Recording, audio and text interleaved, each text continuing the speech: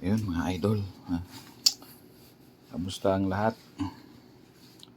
Minsan kasi ang hirap mag-post para sagutin yung ibang mga tanong, issues natin about dun sa umiinit na issue natin dun sa proposed na pagbaban ng Move It. So marami ng mga lumabas na mga post, marami ng lumabas na mga opinion about dyan sa panukala nila na iba ng Move It sa pilot run. Well, so marami daw findings na violation about kay Grab at kay Move It. So but lahat ba ito ay valid na rason para iban nila yung Move It sa pilot run? Yun ang tanong. At kung valid na rason, paano naman ang plano doon sa mga rider na mawawalan ng hanap buhay?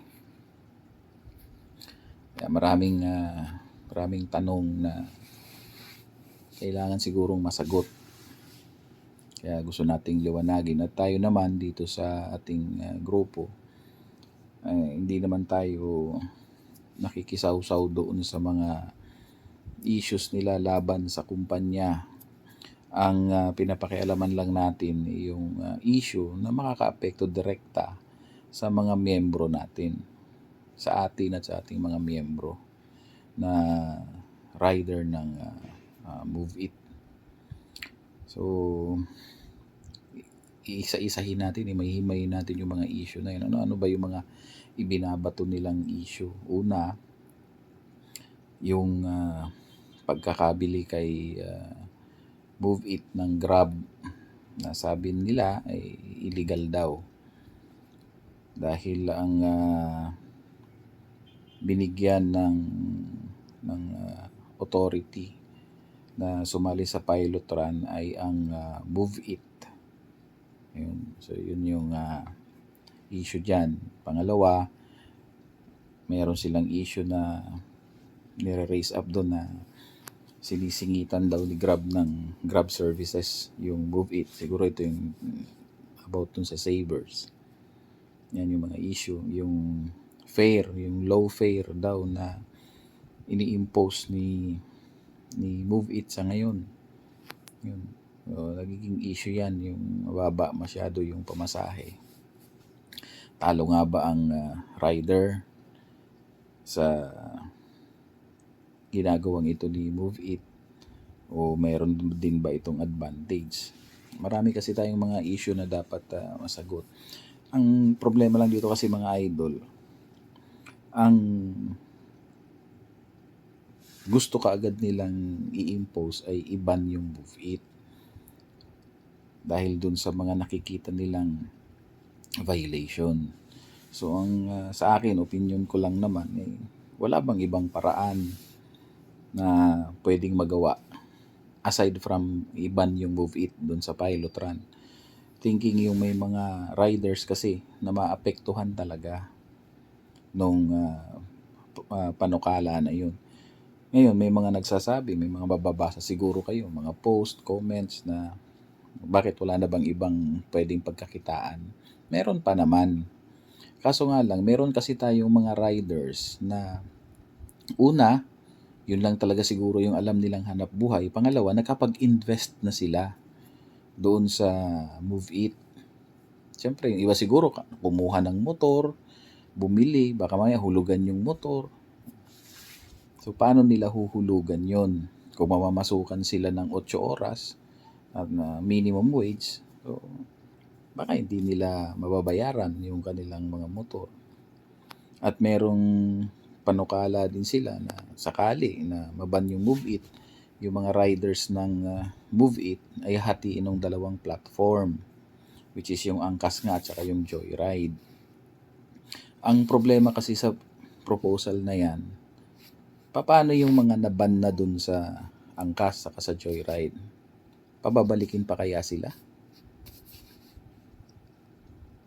Baka kasi mamaya, hindi na sila payagan bumalik dahil nga may mga issue sila sa angkas at saka sa Joyride dati kaya sila na-ban, na-deactivate sila. Hindi natin alam kung ano yung mga issue. Hindi naman natin pwedeng pakinggan yung sasabihin lang ng rider. Hindi rin naman natin alam ang side ng angkas, side ng Joyride, kung bakit nila binan yun. Pero since na-deactivate at na-ban, may possibility di sila makabalik. So ngayon, ano ang gagawin mo dun sa mga rider na yun? Sabi ng iba, hanap ng iba.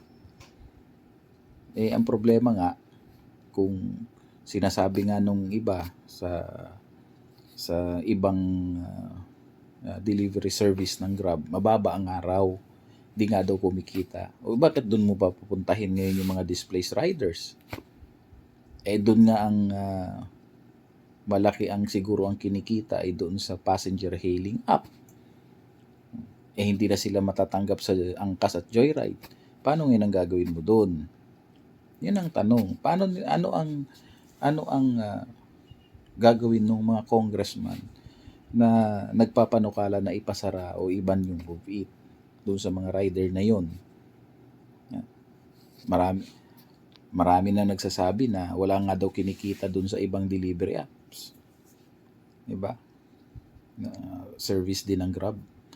Hindi nga daw kumikita kaya nga sila nag-aaklas sa Grab kasi masyado mababa ang fare.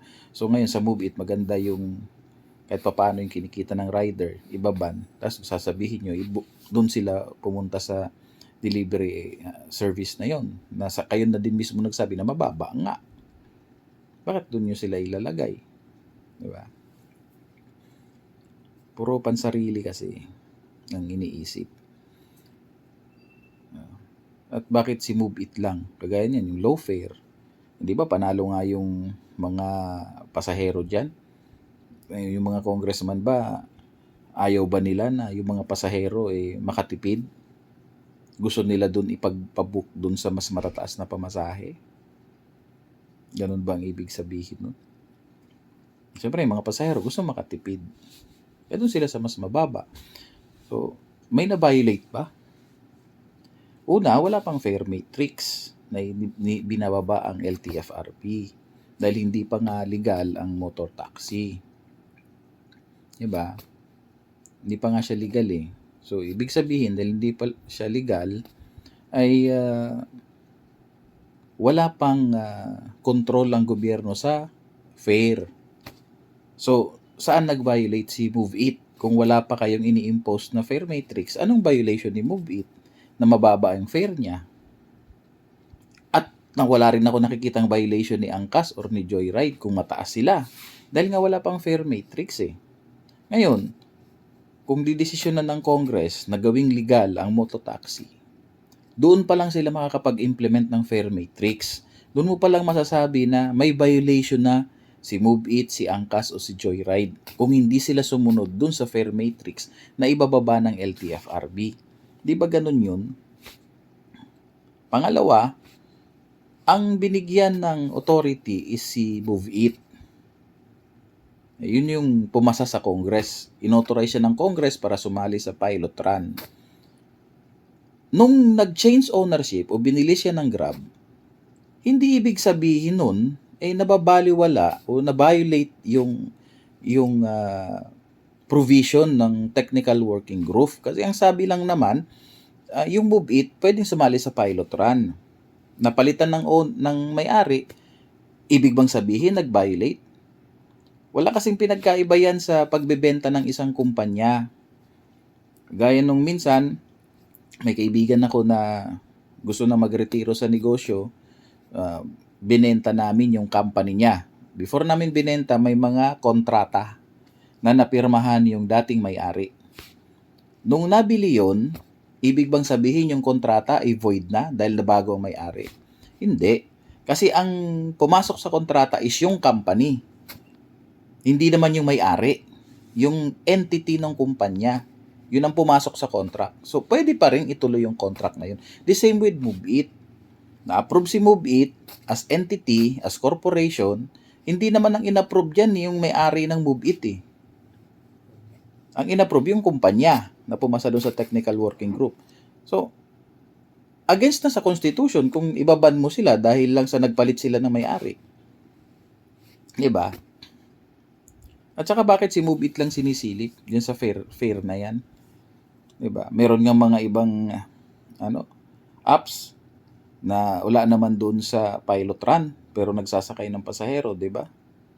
Bakit yun di sinisilip? Kasi hindi pa siya ganun kalakas. Sinisilip si Move It kasi malakas na. Kaya sinisilip siya.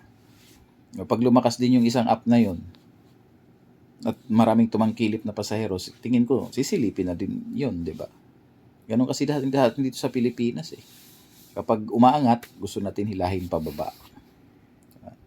Ba't di na lang tulungan? Ngayon, kung merong violation talaga si Move It at si Grab, bakit hindi gumawa o hindi gumawa ng ibang solusyon, di ba? Other than iban yung mismong app na makakaapekto sa libu-libong rider naman. I'm sure yung mga congressman, matatalino sila.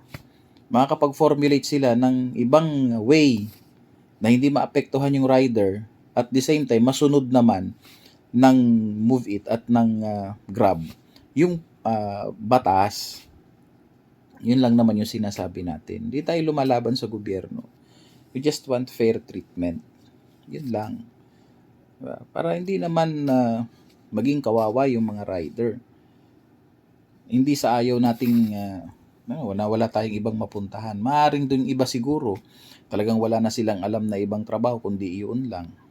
Sa kagaya natin mga part-time, wala naman epekto sa atin kung maban, di ba? Kasi babalik lang tayo sa dati ng trabaho. Kaya lang, paano naman yung mga kasamahan natin? Na yun ang kanilang bread and butter. Yun ang kanilang lifeline. Puputulin mo yun. Dahil lang dun sa, di ba, pabor para sa iilan. Diba? Yun ang nakakalungkot dito sa atin sa Pilipinas eh. Gusto nating magbalik ng pabor. Kahit na masakripisyo yung iba. Diba? At how politics works dito sa atin sa Pilipinas. Ayun ang nakakalungkot. Marami sa atin mga ibinoto, hindi naman pangkalahatan talaga yung kanilang hangarin, kundi pang sarili at para sa iilan na kaibigan, kakilala, di ba? Yun ang katotohanan doon. Kaya mga idol, tutukan natin yung issue para hindi naman maging kawawa yung mga kasamahan natin. Para sa lahat ito. At sana gawin na nilang legal yung mototaxi para hindi na nag-aaway-away. Mag-impose na sila ng batas na ito yung fair, di ba? Ito lang yung gusto nilang i-impose yung multi-homing against multi-homing. So, once na legal na nila yung mototaxi, pwede na sila mag-impose ng batas. O, nakapag nasa angkas ka na, bawal ka nang pumunta ng joyride. Di ba? Bawal ka nang pumunta ng Move It.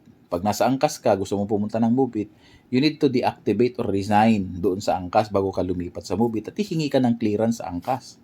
Di ba ganon? Kung legal na. Since wala pa silang final na desisyon kung gagawin nilang legal o hindi ang mototaxi, so wala pang may impose na batas.